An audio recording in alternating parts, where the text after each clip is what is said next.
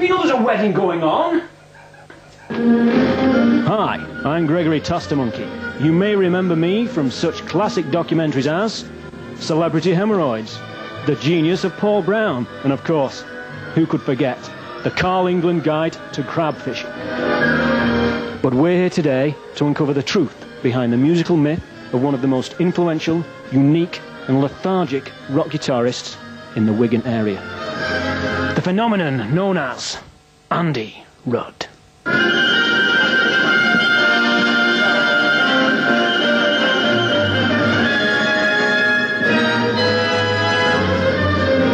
So join me, if you will, on a roller coaster ride through the crazy world of sex, pies and rock and roll. Well, it's just pies, really. Let's rock!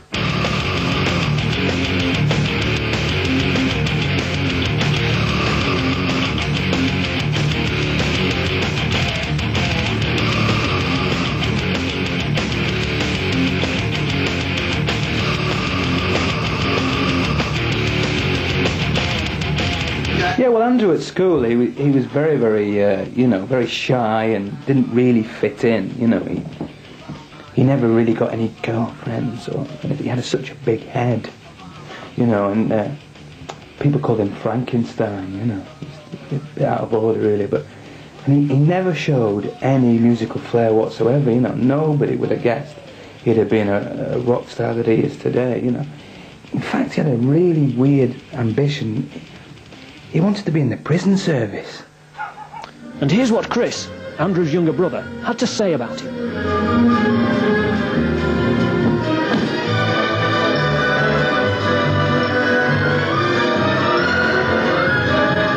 At Winstanley College, Andrew studied Morris dancing and ballet, and he won critical acclaim for his contemporary dance interpretation of the 80s disco smash, The Lion Sleeps Tonight.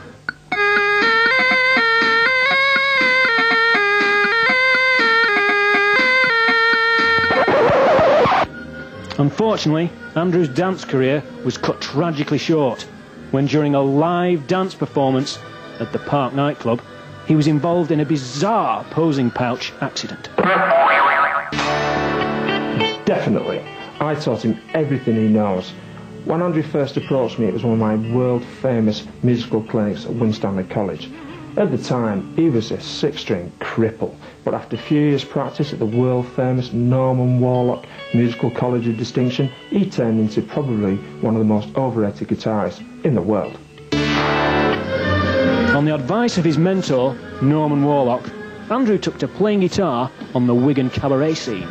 During a gig at the Pink Flamingo Gay Bar in Platt Bridge, Andrew was spotted by Malbert Tatterbot, bass player with local band the Johnny Baggers.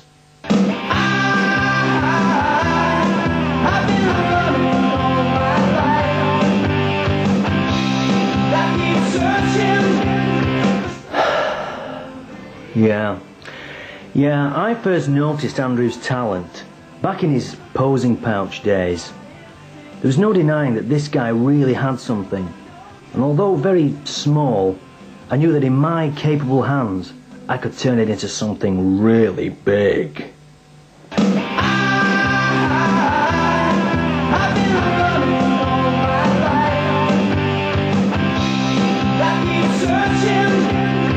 Andy Rudd, yeah, great guy, great guy, kind of great look, tall, geeky looking, blonde hair, blonde voice, blonde life, but he was desperately unreliable. I mean, he never showed up, gigs, recording sessions, he was just never there. I had to cover his arse all the time, I mean, constantly. He was just so unreliable. I mean, most of the time, to be honest, I think he was playing devil's advocate, and he was always barking up the wrong tree. And with Andy, it never rained, but it poured. But to cut right to it, to get right to the crux of the matter and the crux of the problem, I think it was a grass. I think it was a grass problem. He had a serious problem with grass.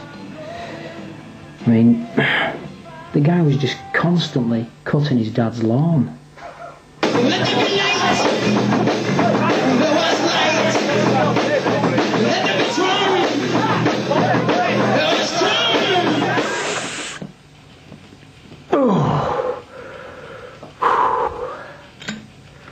Well, where do you want me to begin?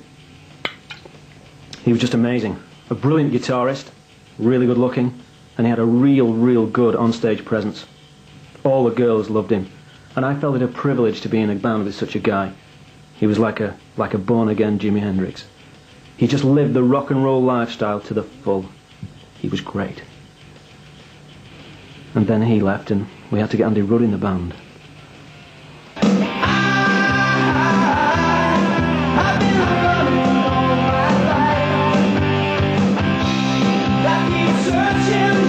You know, I've got a lot to thank Andy for, really.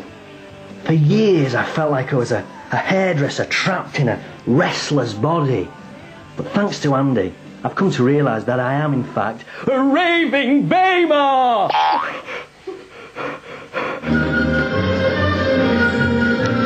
During a disastrous tour of East Griquoch, the Johnny Baggers split up over issues of personal hygiene. Rising, phoenix-like, from the flames of musical devastation, Andrew went on to form his own pop group, Captain Kirk.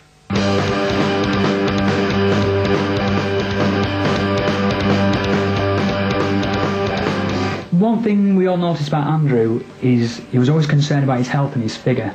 And on tour, he'd always make sure he had a plentiful supply of fresh fruit. And even live on stage, playing a concert, he'd always be prepared to pull out a couple of plums. Ruddy, you don't mean Andy Rudd, do you? Surely not Andy Rudd. Andy Rudd owes me so much money. Grand he owes me. Where is he?